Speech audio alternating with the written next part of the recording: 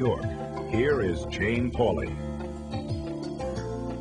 A super secret organization like the CIA is going to have secrets, but this sounded too bizarre to be true. Yet there it was, in print, in a respected newspaper. The accusation that the crack epidemic, which ravaged this country's cities, was spread with help from a secret army linked to the CIA. As you may recall, the story set off a firestorm of controversy. Then last month, a surprising twist. The newspaper which had first published this astounding story started to back away from it. Is the story true or not? Tonight, Bob McEwen takes a second look. We are sick and tired of your excuses. And I hope that you'll help to put an end to it, because we are tired and we're hurt and we're angry. I will tell you, Director Deutsch, as a former Los Angeles police narcotics detective, that the agency has dealt drugs throughout this country for a long time. It was an American first. The director of the CIA, one of the country's most secretive institutions, facing the public at a town meeting in South Central Los Angeles. If this information turns up wrongdoing, we will bring the people to justice and make them accountable. An extraordinary event in response to an extraordinary accusation that people working with the CIA had a hand in sparking the crack epidemic that has devastated America's inner cities. Those charges came from this man, reporter Gary Webb of the San Jose Mercury News. He became one of the most talked about journalists in the country, his story the most controversial of the past year, because after investigating the origins of the crack epidemic, he claimed he found a link leading right to the CIA. Men who were working for the CIA's army were responsible for bringing all that cocaine into Los Angeles that sparked the crack epidemic. The CIA's army, Webb says, were the Contras, the anti-communist rebels fighting the government of Nicaragua back in the 1980s, an army founded and funded by the CIA. Webb wrote that some Contra supporters smuggled cocaine to America to raise money for their cause. The CIA has been bringing drugs into this country. As then CIA Director John Deutsch discovered, it's an accusation that rings true for many, especially for some in the African-American community. And Webb's story has taken on a life of its own. And Gary, on the talk show circuit and the internet, some have even gone beyond Webb's charges to accuse the CIA of conspiring to target young African Americans. Was the CIA willing to poison our cities and crack cocaine? On the basis of what you learned, do you believe that there was a conscious decision, a meeting where someone sat down and said, we're going to poison the youth of Black America and here's how we're going to do it? No, I don't. These guys were looking to raise money, and I don't think it mattered to them where they did it. They just went where they could raise the money. Gary Webb says his stories were largely based on the testimony of a drug dealer with Contra connections who became a U.S. government witness. But 9 months after the series was published, the controversy continues.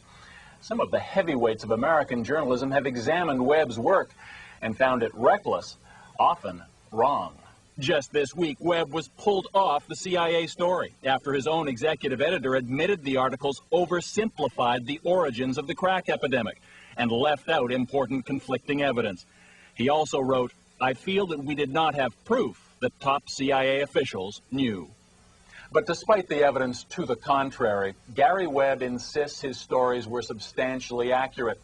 And many Americans do seem willing to believe that their own government could have been involved in drug smuggling. So was the U.S. government involved in any way? Dateline decided to take a second look.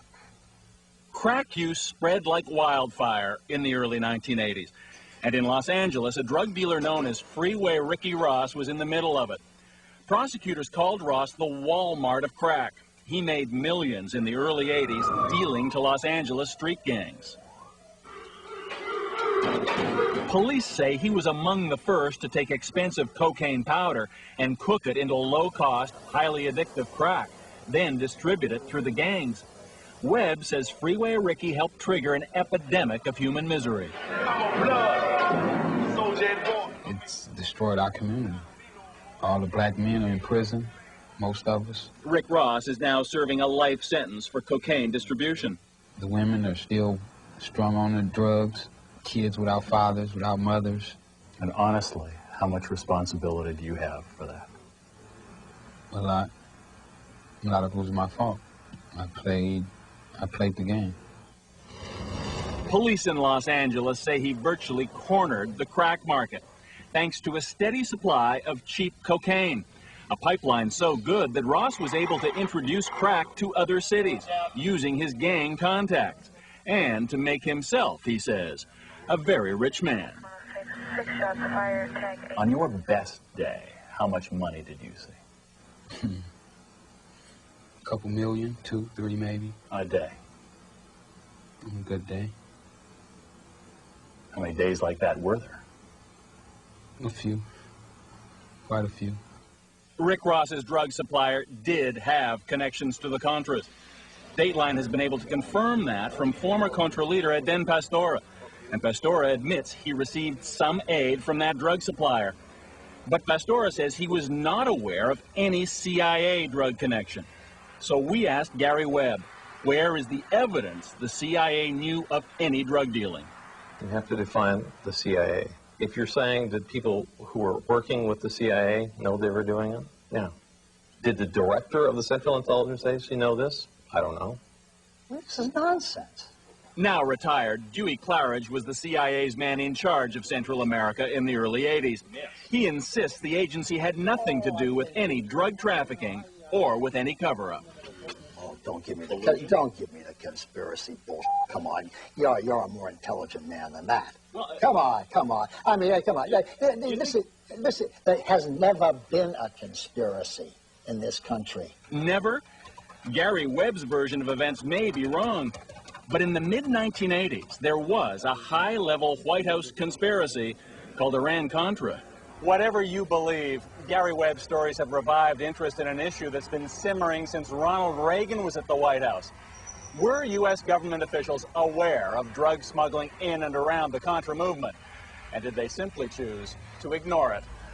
One U.S. senator says, absolutely.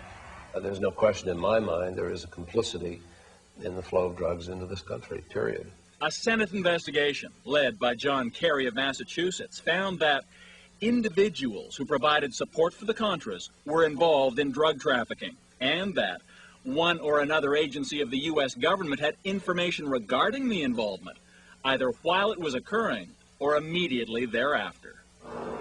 Incredibly, according to Senator Kerry, smugglers even used the U.S. government's own airlift operation at El Salvador's Ilopango airport to get cocaine back across the American border. This drug enforcement agent patrolled that same airport in the mid-'80s. It was just non-stop traffic coming and going, and nobody ever inspected their planes or their cargo or whatever. Cele Castillo told Dateline he observed rampant drug smuggling at that airport. Well, what we had was that we had Contra pilots flying out of Ilopango smuggling drugs into the U.S., cocaine specifically. He claims the smuggling was so open it had to be condoned by the U.S. government. Castillo says planes would arrive filled with supplies for the Contras, then leave carrying cocaine for America, bound for military airfields in Florida and Texas, offloaded out of sight of the law, then shipped to California and other points in the U.S. And there's more. Castillo says when he reported all of this to his bosses at the DEA, he was told to ignore it. So you were told point blank? Point blank, stay away from it. It's a covert operation being run by the White House. In a letter to Dateline, the Drug Enforcement Administration said it has vigorously investigated, and no evidence has ever been found to substantiate Mr. Castillo's charges. As for the CIA, it's denied ever aiding or condoning drug smuggling. Reports were reaching the highest councils of our government, in the White House and in the Justice Department. There is no question of that. I can document that. The White House and Justice Department disputed Kerry's report at the time, but he still believes some government officials turned a blind eye towards drug dealing in the mid-1980s, after the time at the heart of Gary Webb's stories. There were no indictments or prosecutions, and ultimately those allegations of drug smuggling became just a footnote in the scandal known as Iran-Contra. According to Kerry, at the time, American officials were more afraid of the evils of communism than the ravages of crack cocaine. I'll tell you, South Central Los Angeles and every other city in America are owed an explanation. People knew that drug trafficking was getting mixed up in the flow of weapons. People knew there were bad types involved in this operation. They didn't turn off the spigot. That's plain and simple. The CIA is reviewing the charges made by Webb and says it will conclude its investigation by the end of the year. The House Select Committee on Intelligence says it will issue its own report and that its investigation will not be affected by the Mercury News' reevaluation of its series.